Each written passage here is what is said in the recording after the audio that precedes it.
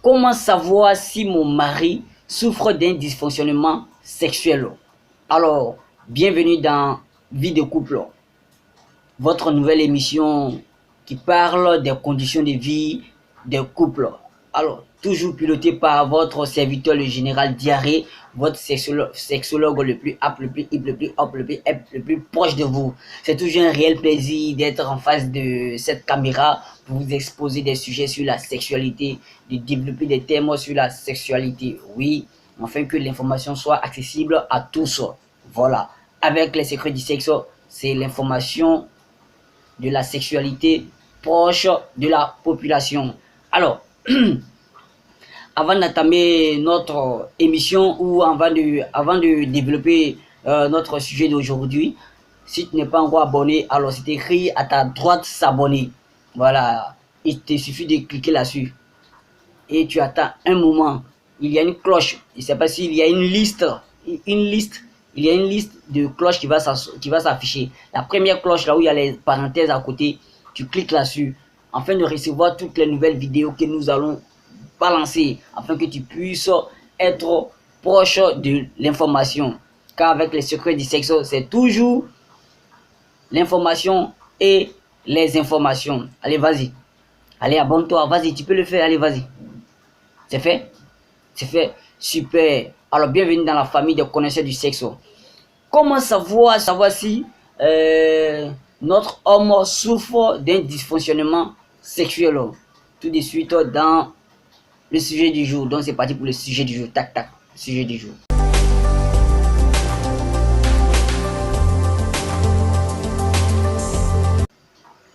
Comment savoir si mon homme souffre d'un dysfonctionnement sexuel? C'est encore le sujet du jour.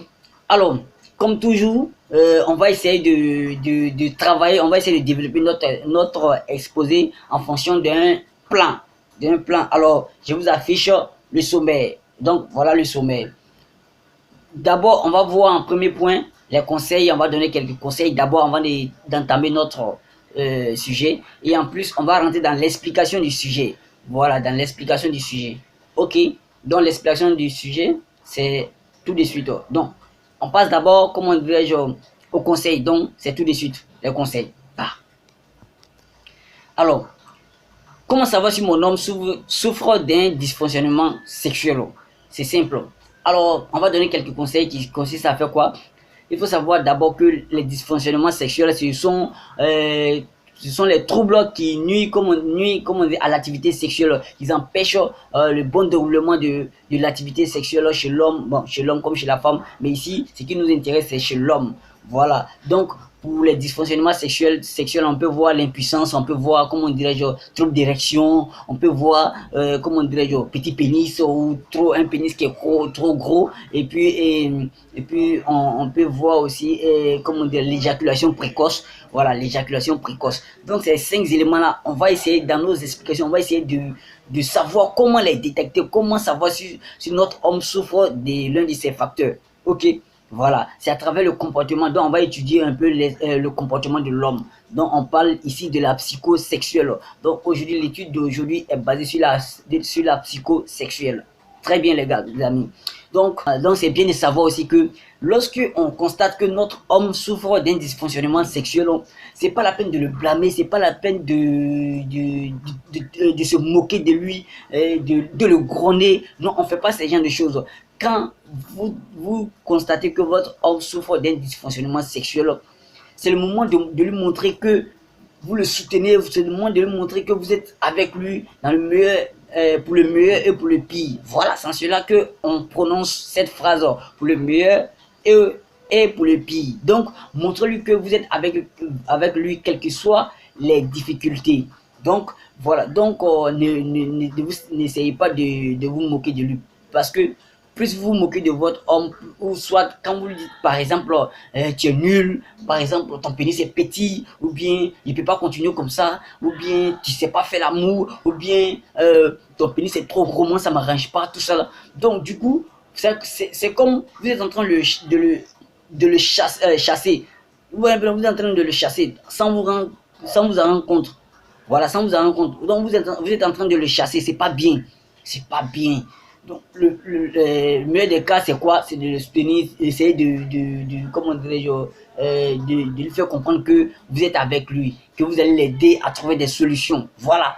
Voilà. Donc, que vous allez l'aider à trouver des solutions pour lui, afin que votre vie sexuelle soit épanouie. Voilà. Donc, quand c'est comme ça, l'homme s'ouvre à vous, commence à vous faire confiance, et je vous assure, les filles, je vous assure que quand vous gagnez la confiance d'un homme, il ne peut plus vous cacher quelque chose. Il ne peut pas vous cacher quelque chose. Ça veut dire que vous aurez le contrôle. Vous aurez le contrôle sur votre homme. Oui, vous aurez le contrôle sur votre homme. Mais quand vous passez votre temps à se moquer de lui, à l'insulter, du coup, vous le chassez de la maison. C'est-à-dire que quand il sort de la maison, il n'a pas de quoi de revenir à la maison. C'est-à-dire quand il est au dehors, il n'a pas envie qu'il fasse soir. Donc du coup, il n'a pas envie de venir à la maison. Il perd le temps dehors, il tourne en rond, il ne sait pas. S'il rentre à la maison, ce sont des discours, ce sont des mépris, tout ça là. Donc du coup, il y a beaucoup de choses qui le gênent à la maison. Donc les filles, apprenez à réconforter votre homme, apprenez à encadrer votre homme comme votre fils, parce que c'est votre premier fils d'abord. Voilà, c'est votre premier fils. C'est à partir de lui que vous commencez l'éducation, afin d'exercer cela sur vos enfants. Alors, ça c'était un peu pour les conseils. Maintenant, on passe à l'explication. Pour l'explication, on a quoi? Alors, on va essayer de détecter, comment dirais-je, le problème de dysfonctionnement dans le comportement de l'homme. D'abord, on va aller avec une nouvelle relation. On va aller d'abord avec une nouvelle relation, c'est-à-dire une relation où il n'y a pas d'activité sexuelle d'abord. Où il n'y a pas d'activité sexuelle d'abord, qu'on envisage de passer à l'action. Voilà. Comment ça se passe? C'est-à-dire que l'homme, il vous drague, il vous fait la cour, donc vous acceptez tout, et vous voyez souvent, il vous invite, vous sortez, voilà. Mais lorsque vous êtes isolé, c'est-à-dire que lorsque vous êtes dans sa chambre, ou soit vous êtes dans un coin, vous êtes deux, face à face, et que vous commencez à échanger des bisous, des caresses, que vous, en tant que femme, vous voulez passer à l'action, que le gars, il commence à se retirer, à se retenir, il commence à mettre des barrières, c'est qu'il y a un problème. C'est qu'il y a un problème. C'est qu'il y a un problème, parce que nous les hommes, franchement, on est toujours actifs. On est toujours actifs. Donc si il commence à mettre des barrières, c'est qu'il y a un problème. Alors comment savoir si c'est un problème réellement? Vous allez voir qu'il va vous sortir ces phrases comme ça. Faudrait pas qu'on aille vite. Faudrait pas qu'on aille vite, parce que je suis sous traitement. Voilà, je suis sous traitement, et mon médecin m'a mis sous traitement, donc j'attends que le traitement finisse d'abord, enfin qu'on passe à l'action. Vous voyez un peu, soit il va dire que oh, je me sens un peu fatigué aujourd'hui, ou soit je suis pas de bonne humeur, soit il va trouver des astuces pour ne pas que l'activité sexuelle se déroule. Ok, donc si vous remarquez qu'il fait cela une fois, deux fois, trois fois, c'est qu'il y a un problème. Soit il souffre d'éjaculation précoce, soit il a un petit pénis, soit il a un gros pénis qu'il a peur de montrer, soit il a, comment dirais-je, faiblesse sexuelle, soit il est impuissant. Donc vous voyez un peu, soit en tout cas c'est quelque chose en tout cas c'est l'un de ces facteurs qui le pousse à se retenir. Vous voyez un peu, ce sont ces gens de choses qui le poussent à se retenir. Alors quand vous remarquez cela, on fait quoi? N'essayez pas d'aller raconter votre vie à vos camarades. N'essayez pas d'aller raconter votre vie sur Internet. Non. Essayez de lui faire asseoir et puis en parler. C'est comme ça. Et puis en parler. Exposez-lui le problème. Exposez-lui le problème. Demandez-lui qu'est-ce qui ne va pas. Demandez-lui qu'est-ce qui ne va pas. Parce que vous avez remarqué que c'est comme ça, c'est comme ça. Si c'est un problème, il ne faudrait pas qu'il s'inquiète pour ça, parce que vous êtes là pour le soutenir. Quel que soit le problème, vous êtes là pour le soutenir, vous êtes là pour l'encourager, tout ça. Quand il va voir votre manière de parler déjà, ça va l'encourager à se confier à vous. Et je vous assure que si un homme apprend à vous faire confiance, si un homme apprend à se confier à vous, c'est que vous allez contrôler cet homme-là du début jusqu'à la fin. C'est-à-dire vous allez contrôler cet homme-là, vous allez contrôler tout sur lui, ses activités, même son argent, vous allez contrôler tout ça là. Vous voyez un peu? Donc la force ne résout rien. Donc c'est avec intelligence qu'on agit. Donc essayez de blaguer, d'amadouer les gars, afin qu'ils puissent se confier à vous. Voilà, c'est un peu ces genre de choses qu'il faut que c'est un peu ce genre de choses qui se présentent dans son comportement lorsqu'il y a un problème. Alors, Maintenant, on passe dans le cas où l'activité sexuelle vit son plein gré. Donc, on passe.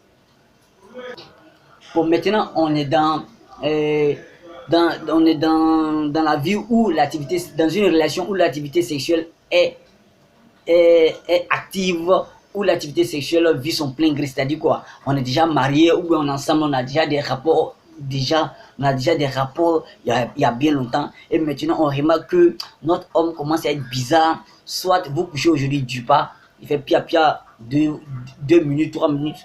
Demain encore, il est sur vous, il éjacule vite. Après demain, il éjacule vite. Vous allez remarquer que, comment dirais-je, on appelle ça comme le fait d'éjaculer vite pendant 3 jours, vous allez voir qu'il va commencer à se retirer. Il va commencer à se retirer. Il va se dire d'abord qu'il va essayer de résoudre le problème d'abord, le problème d'éjaculation précoce d'abord, avant de revenir, avant de pouvoir recommencer l'activité sexuelle. Donc du coup, les jours qui vont suivre, il va refuser en disant que oh, il est trop fatigué aujourd'hui, oh il est comme ça, oh il allait voir un médecin aujourd'hui dont le médecin l'a mis sous traitement de 1 mois ou 2 mois comme ça, ou soit il est comme ça, donc il va trouver des astuces pour empêcher l'activité sexuelle. Donc quand vous remarquez cela, comment dirais-je, approchez-vous de lui et puis essayez de l'amadouer, essayez de causer avec lui, d'échanger avec lui afin qu'il puisse se confier à vous. Vous voyez un peu. Mais si c'est un homme aussi, souvent il arrive que quand un homme couche avec une fille, une femme, bon du coup, il sent que la femme même montre que ce qu'il est en train de faire, ça n'agit pas sur elle, ça ne lui donne pas du plaisir. Donc l'homme, il va commencer à se poser la question, c'est parce que son pénis est petit. Donc du coup, il va commencer à refuser l'activité sexuelle. Donc c'est à vous les femmes de pouvoir encourager votre partenaire, même s'il dure 2 minutes. Même s'il dure 2 minutes, il faut essayer de l'encourager. Il faut essayer de l'encourager pour cela. Voilà. En tout cas, chérie, j'ai aimé tant. En tout cas, tu es formidable. Malgré que c'est comme ça, tu es comme ça. Quand vous faites ça, il apprend à se faire confiance et il essaie aussi de se donner à fond. Mais quand, après chaque rapport, quand vous moquez de lui en disant oh, franchement, je n'ai rien senti aujourd'hui, oh, franchement, c'est-à-dire vos critiques sont négatives, c'est pas intéressant, c'est pas intéressant. C'est-à-dire que tout ce que vous dites là, comment dire, ça choque. Tout ce que vous dites, est choquant. Ça, du coup, le gars, il se retire de l'activité sexuelle complètement. C'est comme vous l'avez chassé. Donc, du coup, il va plus avoir le courage encore de coucher avec vous. Voilà.